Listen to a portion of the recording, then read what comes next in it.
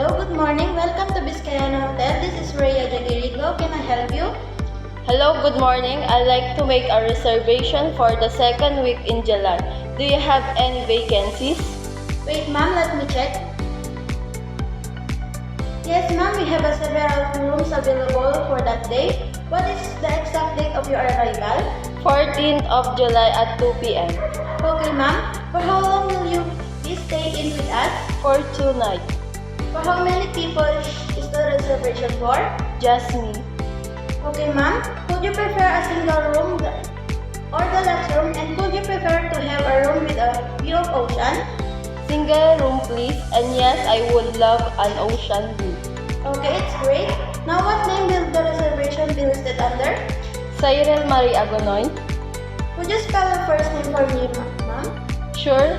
Zyrellemarie. Okay,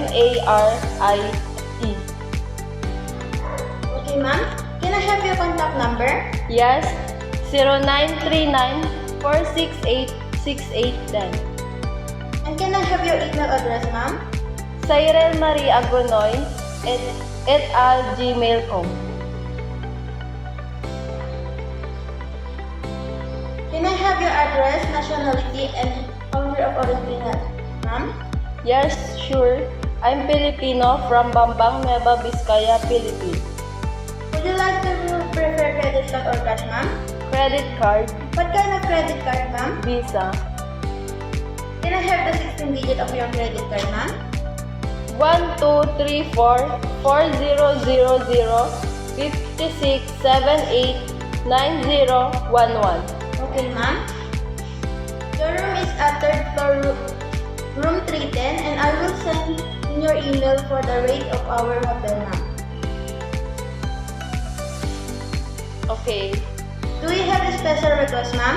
Yes, extra pillow and blanket.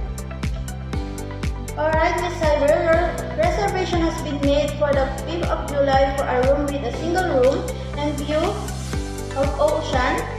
Check-in is at 2 o'clock in the afternoon under the name of Cyril Marie Agonoy. The contact number is 0939-468-6810 and your email address is cyrilmarieagonoy@gmail.com. Address is Bambang. National is Filipino and country of origin is Philippines. Your bill will be settled via Visa account to 5,000. Your room is at the third floor, room 310, with an extra pillow and extra blanket. Is that correct, ma'am?